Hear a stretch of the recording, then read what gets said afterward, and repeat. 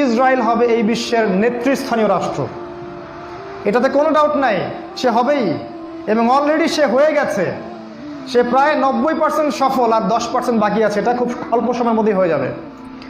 কারণ আমাদের দুর্বলতা আছে যে আমরা যে আপোষে কাদা ছোটাছুটিতে ব্যস্ত ছিলাম, আমরা হালুয়া রুটি খাচ্ছিলাম, এই সময়টুকুর মধ্যে ও প্রচণ্ড শক্তিশালী হয়ে গেছে। ওই ইসরায়েল থেকেই আজকে সারা বিশ্বের পলিটিক্স নিয়ন্ত্রণ করা হচ্ছে, ব্যাংকিং সিস্টেম নিয়ন্ত্রণ করা হচ্ছে, অর্থনীতি নিয়ন্ত্রণ করা হচ্ছে, মিডিয়া নিয়ন্ত্রণ করা হচ্ছে, পত্রপত্রিকাও নিয়ন্ত্রণ করা হচ্ছে, আদর্শ নিয়ন্ত্রণ করা হচ্ছে, সংস্কৃতি নিয়ন্ত্রণ করা হচ্ছে, এবং আপনার এই যে প্রযুক্তি, অস্ত্রশস্ত্র, এগুলো সেখান থেকে নিয়ন্ত্রণ করা হচ্ছে। আর এটাই সেই রাষ্ট্র যেখান থেকে দাজ্জাল মানুষের রূপে বের হবে। এটাই সেই রাষ্ট্র। ওই জেরুজালেম থেকেই দাজ্জাল বের হবে। এই শক্তিশালী হয়ে গেল আমাদের চোখের সামনেই, কিন্তু আমরা কিছু করতে পারলাম না।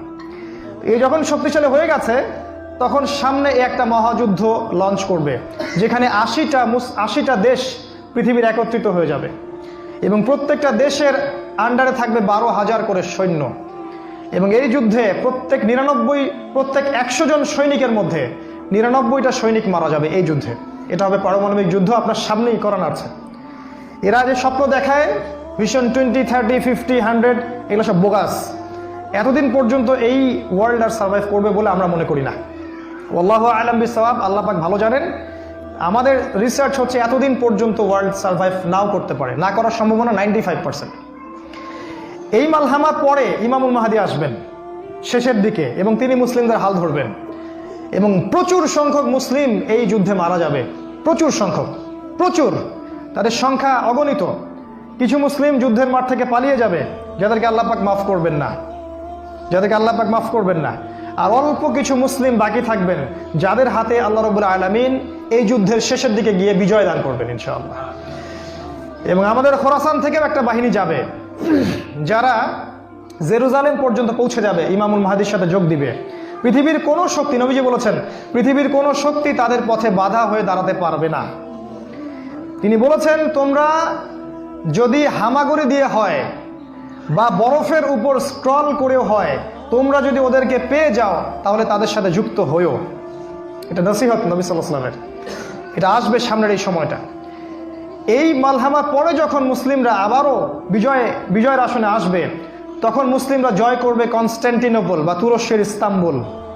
এটা এখন নেটোর হাতে চলে গেছে, এটা আবারও মুসলিমদের হাতে চলে আসবে। তারপর ঘোষণা করা হবে যে মাসিহুদ দাজ্জাল মানুষের রূপে বের হয়েছে। কোথায়? ওই জেরুজালেমে। তখন মুসলিমরা সেখানে ছুটবে। দাজ্জালের বাহিনীর সাথে মুসলিমদের ব্যাপক ফাইট হবে, কিন্তু মুসলিমরা তাদের সাথে পেরে উঠবে না। কেন পেরে উঠবে না? কারণ আল্লাহ পাক দাজ্জালকে এজন্য এভাবেই সৃষ্টি করেছেন। সে একটা পরীক্ষা, একটা ফিতনা। তার হাতে আল্লাহ পাক প্রচুর ক্ষমতা দিবেন। সে বৃষ্টি বর্ষণ করতে পারবে, সে প্রযুক্তি নিয়ন্ত্রণ করবে, সে আকাশ নিয়ন্ত্রণ করবে, সে প্রত্যেকটা শহরে প্রবেশ করবে, প্রতিটা শহরে। সে খুব দ্রুত ফ্লাই করতে পারবে। তার হাতে খাবারের মজুদ থাকবে, মানুষকে দুর্ভিক্ষের মধ্যে সে ফেলে দিবে। যারা তার আনুগত্য করবে সে তাদেরকে খাবার দিবে, মানে ইকোনমিক প্রোগ্রেস দিবে। যারা ওকে অনুসরণ করবে সে তাদেরকে সোনা রূপা দিয়ে দিবে। যারা ওকে অস্বীকার করবে সে তাদেরকে দুর্ভিক্ষ দিবে, মেরে ফেলবে। এক কথায় যারা দাজ্জালকে অনুসরণ করবে তাদের প্রত্যেককে দাজ্জাল প্রোগ্রেস দিবে, উন্নতি অগ্রগতি দিবে, তাদের জিডিপি বাড়তে থাকবে এক কথায়। আর যারাই মাসিহুদ দাজ্জালের বিরোধিতা করবে তাকে সে একদম ধ্বংস করে ফেলবে, একদম ধ্বংস। অর্থনৈতিক দিক থেকে, শারীরিক দিক থেকে রাষ্ট্রগুলো আক্রমণ করবে, সে পুরো ম্যাসাকার করে ফেলবে। তার হাতে আল্লাহ পাক এরকম ক্ষমতা দিবেন। এই জন্য মুসলিমরা তাদের সাথে পেরে উঠবে না। তাহলে কি হবে? আল্লাহ রাব্বুল আলামিন তখন মুসলিমদের দোয়া কবুল করবেন এবং ঈসা আলাইহিস সালামকে আকাশ থেকে পাঠাবেন এই পৃথিবীতে আবারও ইনশাআল্লাহ। এবং ঈসা আলাইহিস সালাম সিরিয়ার দামেস্কে সাদা মিনারের উপরে নামবেন এবং ইমামুল মাহদীও সেখানে থাকবেন। সেখানে ফজরের নামাজ পড়া হবে, ইমামুল মাহদী ইমামতি করবেন, আর এই ঈসা আলাইহিস সালাম পিছনে মুক্তাদি হয়ে থাকবেন। এটা আমাদের জন্য গর্বের বিষয়। এরপরে ঈসা আলাইহিস সালাম বলবেন যে অবরোধ তুলে দেওয়া হবে, মসজিদের দরজা খুলে দেওয়া হবে এবং ঈসা আলাইহিস সালামকে দেখা মাত্রই মাসিহুদ দাজ্জাল পালাতে শুরু করবে এবং দাজ্জালের বাহিনী অর্থাৎ ইহুদি খ্রিস্টান সভ্যতার সাথে মুসলিমদের যুদ্ধ হবে। নবী সাল্লাল্লাহু আলাইহি ওয়াসাল্লাম বলেছেন, হাদিসে শোনেন, নবীজি বলেছেন লাতুকাতিলুন্নাল ইয়াহুদ, শেষ জামানায় তোমরা অবশ্যই ইহুদিদের সাথে যুদ্ধ করবে, অবশ্যই করবে।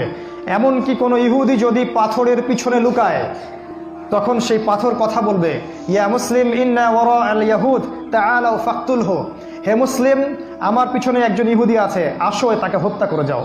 এটা পাথর পর্যন্ত কথা বলবে। ফিলিস্তিনের বাবে লুদ নামক জায়গায় দাজ্জালকে হত্যা করা হবে। ওই বাবে লুদটা ইন্টারনেটে গিয়ে দেখবেন, সেখানে ইসরায়েলের বিমানবন্দর তৈরি করা আছে এখন। এই বাবে লুদেই এখনই তৈরি করা আছে।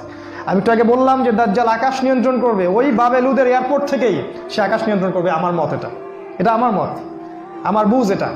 ওই বাবে লুদে সবচেয়ে বড় একটা এয়ারক্রাফটের ঘাঁটি তারা মজুদ করেছে এই বাবে লুদের মধ্যে, প্যালেস্টাইনে। আর ওই জায়গায় ঈসা আলাইহিস সালাম এই মাসিহুদ দাজ্জালকে হত্যা করবে। এরপরে ঈসা আলাইহিস সালাম জেরুজালেম থেকে ইমামুল মাহদিকে সাথে নিয়ে পুরো বিশ্বে ইসলামী খেলাফা বাস্তবায়ন করবে। পুরো বিশ্বে নবীজি বলেছেন, একটা পাকা বাড়ি একটা কাঁচা বাড়িও বাদ থাকবে না যেখানে ইসলামের কালিমা লা ইলাহা ইল্লাল্লাহ প্রবেশ করবে না। একটা কাঁচা বাড়ি একটা পাকা বাড়িও বাদ থাকবে না। এরপরে ঈসা আলাইহিস সালাম 40 বছর এই পৃথিবীতে ইসলামী খেলাফা বাস্তবায়ন করবেন। নবীজি বলেছেন, পৃথিবীতে কোনো জুলুম থাকবে না, কোনো রকমের অন্যায় পাপাচার থাকবে না। বাঘে এবং হরিণে এক ঘাটে পানি খাবে, কেউ কারো প্রতি কোনো অবিচার করবে না। এক একটা ফল হবে বিশাল বিশাল, আল্লাহ পাক বরকতের দরজা সব খুলে দিবেন। প্রচুর বৃষ্টিপাত হবে, মাটি উর্বর হবে, প্রচুর সুজলা সুফলা হয়ে যাবে এই পৃথিবীটা। আবারও আগের অবস্থায় চলে আসবে পৃথিবীটা ইনশাআল্লাহ। কোনো দূষণ থাকবে না, কিচ্ছু থাকবে না ইনশাআল্লাহ। এই 40 বছর তিনি রাজত্ব করবেন, তারপর তিনি মারা যাবেন এবং তাকে দাফন করা হবে রাসূল সাল্লাল্লাহু আলাইহি ওয়াসাল্লামের কবরের পাশে। আর ইমামুল মাহদী আরও আগেই মারা যাবেন। তিনি 7 বা 9 বছর রাজত্ব করবেন, এই মুসলিম উম্মাহকে নেতৃত্ব দিবেন। এই অবস্থাটা সামনে আসতে যাচ্ছে। এই কথাগুলো আপনাকে কোনো সেকুলার মিডিয়া বলবে না, কোনো কাফের মিডিয়া বলবে না, কোনো পত্রপত্রিকায় পাবেন না। ইভেন এখন ওয়াজ মাহফিলেও এগুলো বলা বন্ধ হয়ে গেছে। এই কথাটা আমি কেন বললাম, শুধু এত যে বড় একটা কথা আমি বললাম, এত ডিটেলস বললাম, এটার কারণ একটাই, যাতে আপনি হীনমন্যতায় না ভোগেন। কারণ সামনের যে বিজয়ের সময়টা, সেটা আমাদের বিজয়ের সময়। কোনো সন্দেহ নাই যে এই সময়টা অবশ্যই আসবে, কারণ প্রিয় নবী মুহাম্মদ সাল্লাল্লাহু আলাইহি ওয়াসাল্লাম তার পবিত্র জাবান এটা বলে গেছে। আমাদের নবী সাল্লাল্লাহু আলাইহি ওয়াসাল্লাম তার অলৌকিক পবিত্র জাবান এটা বলে গেছেন, কোনো শক্তি নাই পৃথিবীর এই কথাকে উল্টে দিতে পারে ইনশাআল্লাহ তাআলা। অতএব এখন যে দেখছেন এই যে সেকুলারদের দাপট, এই যে কাফেরদের দাপট, নাস্তিকদের দাপট, মুরতাদদের দাপট, একদম সব ওদের হাতে। অর্থনীতি, রাজনীতি, এভরি সিঙ্গেল সেক্টর ওরা কন্ট্রোল করছে। এর কিচ্ছু অবশিষ্ট থাকবে না ইনশাআল্লাহ তাআলা। ওরা যতই চেষ্টা করে নিক না কেন, তারা ইসলামের এই অপ্রতিরোধ্য গতিটা থাকাতে পারবে না ইনশাআল্লাহু আযজা ওয়া জাল্লা।